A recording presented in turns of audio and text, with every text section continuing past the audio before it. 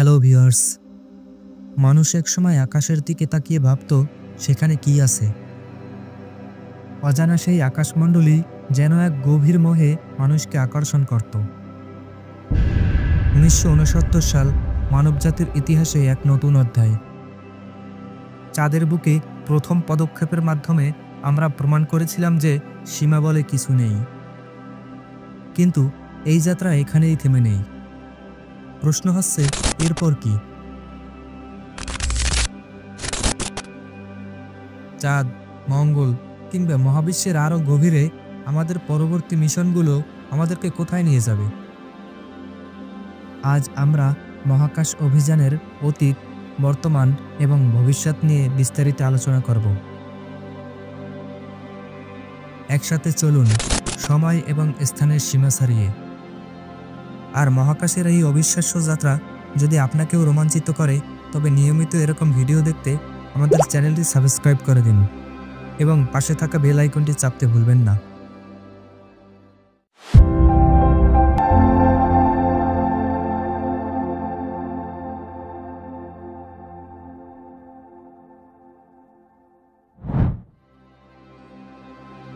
মানবজাতির মহাকাশ যাত্রা শুরু হয়েছিল 1957 সালে সোভিয়েত ইউনিয়নের স্পুটনিক উৎক্ষেপণের মাধ্যমে, যা ছিল প্রথম কৃত্রিম উপগ্রহ।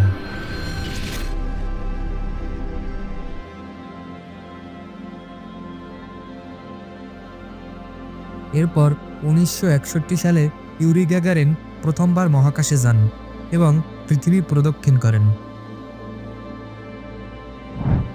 1963 সালে ভ্যালেন্টিনা তেরেস্কোভা প্রথম নারী হিসেবে ভোস্টক 6 মহাকাশযানে মহাকাশে পাড়ি দেন। তিনি মহাকাশযানে আরোহণ করে পৃথিবীকে প্রায় 48 বার প্রদক্ষিণ করেন এবং প্রায় 3 দিন মহাকাশে সময় অতিবাহিত করেন। মার্কিন যুক্তরাষ্ট্রের অ্যাপোলো প্রোগ্রামের মাধ্যমে মহাকাশ গবেষণায় বিপ্লব ঘটে। অ্যাপোলো প্রোগ্রামের অধীনে মোট 17টি মিশন পরিচালিত হয়,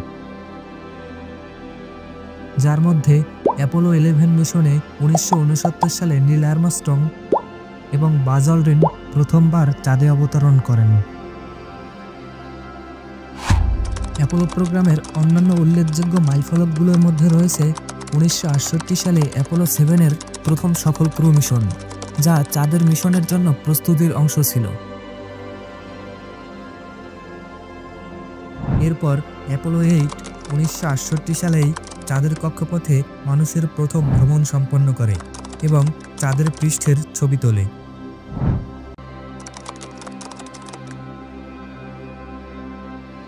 উনিশশো সালে অ্যাপোলো 9 মিশনে চাঁদে অবতরণের জন্য লুনার মডিউল পরীক্ষা করা হয়।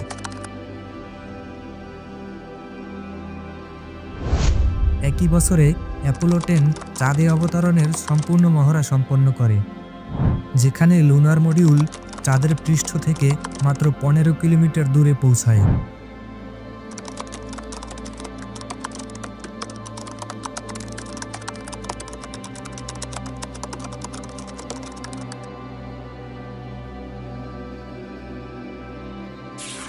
সেই একই বছরেই অ্যাপোলো 11 চাঁদে প্রথমবার সফল অবতরণ করে।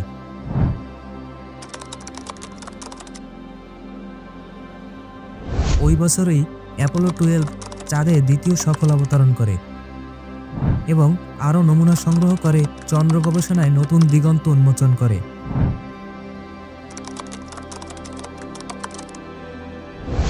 1970 সালে অ্যাপোলো 13 মিশন যান্ত্রিক সমস্যার কারণে চাঁদে অবতরণ করতে না পারলেও নিরাপদে পৃথিবীতে ফিরে আসার এক অসাধারণ দৃষ্টান্ত স্থাপন করে। অ্যাপোলো প্রোগ্রামের চূড়ান্ত মিশনগুলো চন্দ্র গবেষণায় উল্লেখযোগ্য অগ্রগতি আনে। 1971 সালে অ্যাপোলো 14 চাঁদের পৃষ্ঠে আরও গবেষণা চালিয়ে এবং নমুনা সংগ্রহ করে মিশনের সাফল্যের ধারাবাহিকতা বজায় রাখে এবং অ্যাপোলো 15 প্রথমবারের মতো লুনার রোভার ব্যবহার করে চাঁদের বিস্তৃত অঞ্চলে অন্বেষণ চালায়। 1972 সালে অ্যাপোলো 16 চাঁদের পাথুরে অঞ্চলে গবেষণা করে এর ভূতাত্ত্বিক বৈশিষ্ট্য বিশ্লেষণ করে। প্রোগ্রামের শেষ মিশন অ্যাপোলো 17 1972 সালে প্রথমবারের মতো একজন ভূতত্ত্ব বিজ্ঞানীকে চাঁদে নিয়ে যায়, যা চন্দ্র গবেষণায় নতুন দৃষ্টিভঙ্গি যোগ করে এবং প্রোগ্রামের সাফল্যের একটি গুরুত্বপূর্ণ অধ্যায় হয়ে ওঠে। অ্যাপোলো প্রোগ্রামের আওতায় মোট 12 জন মানুষ চাঁদে নেমেছেন। এই মিশনগুলি নাসার নেতৃত্বে 1969 থেকে 1972 সালের মধ্যে পরিচালিত হয়।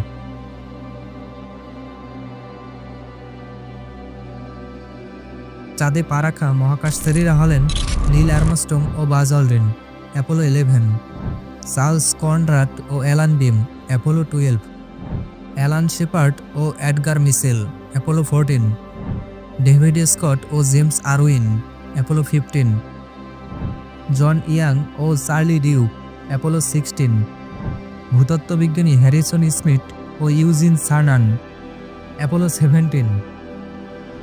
নীল আর্মস্ট্রং প্রথম ব্যক্তি হিসেবে চাঁদে পা রাখেন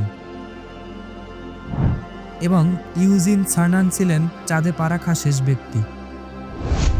এছাড়া 1976 সালে নাসার ভাইকিং মিশন মঙ্গল গ্রহে সফল অবতরণ করে, আর 1977 সালের ভয়েজার মিশন বৃহস্পতি, শনি এবং নেপচুন সহ বিভিন্ন গ্রহের প্রথম ছবি পৃথিবীতে পাঠায়। 1990 সালে উৎক্ষেপিত হাবল স্পেস টেলিস্কোপ মহাবিশ্বের গভীর রহস্য উন্মোচনে যুগান্তকারী ভূমিকা পালন করে। 1998 সালে আন্তর্জাতিক মহাকাশ স্টেশন চালু হওয়ার পর থেকে মহাকাশে জীববিজ্ঞান, পদার্থবিদ্যা ও প্রযুক্তি নিয়ে হাজারো গবেষণা চালানো হয়েছে। 2014 সালে ইউরোপিয়ান স্পেস এজেন্সির রোসেটা মিশন প্রথমবারের মতো একটি ধূমকেতুতে সফলভাবে অবতরণ করে, আর স্পেসএক্স পুনরায় ব্যবহারযোগ্য রকেট তৈরি করে মহাকাশ ভ্রমণকে আরও সাশ্রয়ী করে তুলেছে। এই সমস্ত মাইলফলক ভবিষ্যতে চাঁদ, মঙ্গল এবং মহাবিশ্বের গভীরে আরও উন্নত গবেষণা ও অভিযানের জন্য একটি দৃঢ় ভিত্তি তৈরি করেছে। পাশাপাশি পৃথিবীর বায়ুমণ্ডল এবং মহাকাশের গভীর রহস্য উন্মোচনের জন্য উন্নত উপকরণ ও প্রযুক্তির বিকাশ ঘটেছে, যা চন্দ্র ও মঙ্গল অভিযানের সম্ভাবনাকে আরও সুদৃঢ় করেছে। এই গবেষণাগুলো শুধু মহাকাশ অভিযানের নয়, মানবজাতির বিজ্ঞান ও প্রযুক্তি উন্নয়নের নতুন দিগন্ত উন্মোচনে সহায়ক হয়েছে। বর্তমানে নাসার আর্টেমিস প্রোগ্রামের লক্ষ্য চাঁদে একটি টেকসই গবেষণা কেন্দ্র তৈরি করা। আর্টেমিস অন 2022 সালে সফলভাবে চাঁদের চারপাশে ঘুরে এসে নতুন প্রযুক্তি পরীক্ষায় সফল হয়েছে। পরবর্তী ধাপ আর্টেমিস 2 2026 সালে লঞ্চ হওয়ার পরিকল্পনা রয়েছে, যেখানে প্রথমবার মানুষ চাঁদের কক্ষপথ প্রদক্ষিণ করবে এবং পৃথিবীতে ফিরে আসবে। এর পরের মিশন আর্টেমিস 3 2027 সালের মাঝামাঝি চাঁদের দক্ষিণ মেরুতে অবতরণ করবে। এই মিশনে প্রথম নারী চাঁদের পৃষ্ঠে পা রাখবেন। মিশনটি চাঁদে টেকসই মানব উপস্থিতি প্রতিষ্ঠা এবং ভবিষ্যতে মঙ্গল অভিযানের প্রস্তুতির জন্য গুরুত্বপূর্ণ। এদিকে স্পেসএক্স তাদের স্টারশিপ ব্যবহার করে মঙ্গল অভিযানের জন্য প্রস্তুতি নিচ্ছে এবং চীন ও ভারতের চন্দ্র ও মঙ্গল মিশন মহাকাশ গবেষণায় গুরুত্বপূর্ণ ভূমিকা রাখছে। আন্তর্জাতিক মহাকাশ স্টেশন থেকে বাদ পড়ার পর চীন তাদের নিজস্ব মহাকাশ স্টেশন তৈরি করে। চীনের তিয়ানগং মহাকাশ স্টেশন 2021 সালে আনুষ্ঠানিকভাবে চালু হয়ে বর্তমানে মহাকাশ গবেষণার একটি গুরুত্বপূর্ণ কেন্দ্র হয়ে উঠেছে। এটি পৃথিবীর নিকটবর্তী কক্ষপথে 340 থেকে 450 কিলোমিটার উচ্চতায় অবস্থান করে এবং প্রতি 90 মিনিটে একবার পৃথিবী প্রদক্ষিণ করে। স্টেশনটি 3টি মডিউল নিয়ে গঠিত, এর মধ্যে একটি কেন্দ্রীয় মডিউল ও 2টি ল্যাব মডিউল, এবং এটি 60 টন ওজনের, যেখানে একসঙ্গে 3 থেকে 6 জন ক্রু কাজ করতে পারে।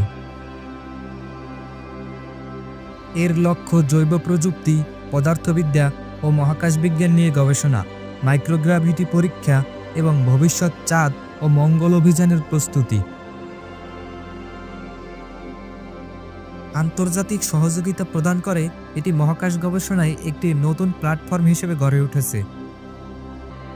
বিশেষত যখন 2030 সালের দিকে আন্তর্জাতিক মহাকাশ স্টেশন কার্যক্রম বন্ধের দিকে এগোচ্ছে। এছাড়া ভারতের ইসরোর চন্দ্রযান-3 2023 সালে চাঁদের দক্ষিণ মেরুতে সফলভাবে অবতরণ করে। এটি চাঁদের অজানা অঞ্চলে গবেষণা চালানোর পথে এক নতুন মাইলফলক স্থাপন করেছে এবং ভারতের মহাকাশ গবেষণায় অসাধারণ সাফল্যের উদাহরণ।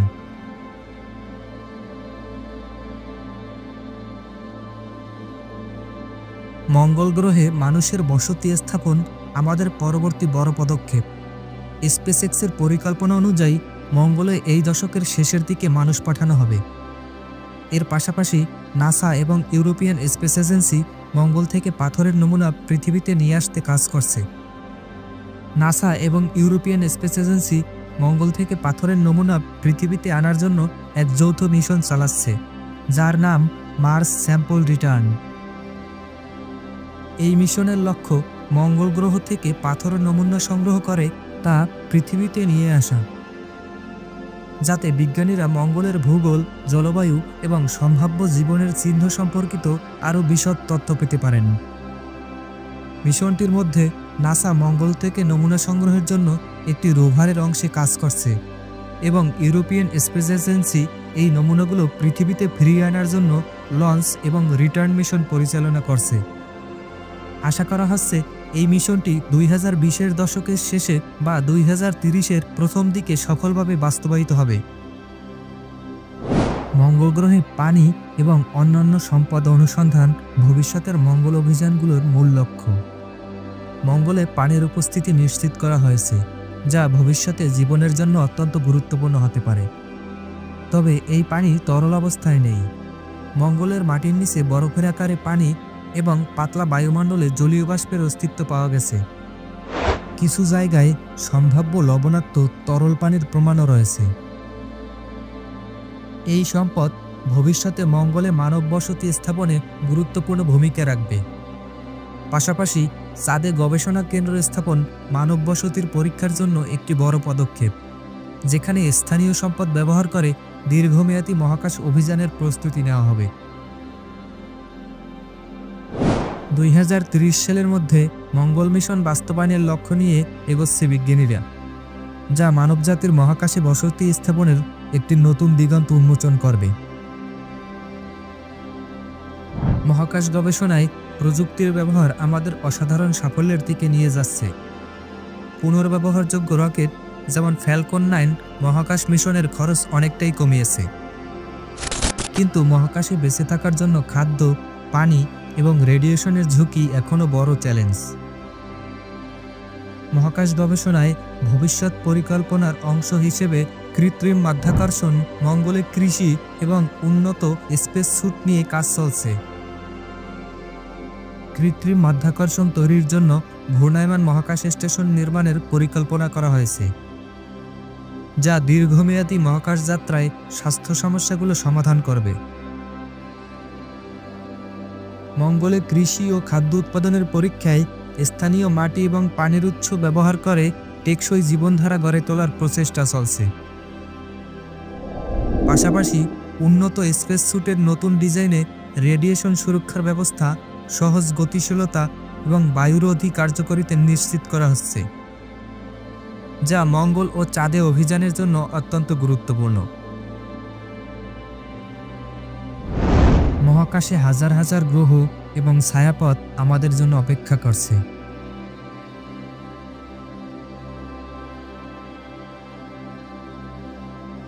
জেমস ওয়েব টেলিস্কোপের মাধ্যমে আমরা মহাবিশ্বের উৎপত্তি এবং কৃষ্ণগহ্বরের মতো রহস্য উন্মোচন করছি। আগামী দশকে এই গবেষণা আমাদের জ্ঞানকে নতুন মাত্রায় নিয়ে যাবে। জেমস ওয়েব টেলিস্কোপের সাম্প্রতিক আবিষ্কার মহাকাশ গবেষণায় নতুন দিগন্ত উন্মোচন করেছে। এটি দূরবর্তী ছায়াপথে প্রথম তারার আলো এবং এক্সোপ্ল্যানেটের বায়ুমণ্ডলে বিভিন্ন রাসায়নিক উপাদান শনাক্ত করেছে, যা সেখানে জীবনের সম্ভাবনার ইঙ্গিত দিতে পারে।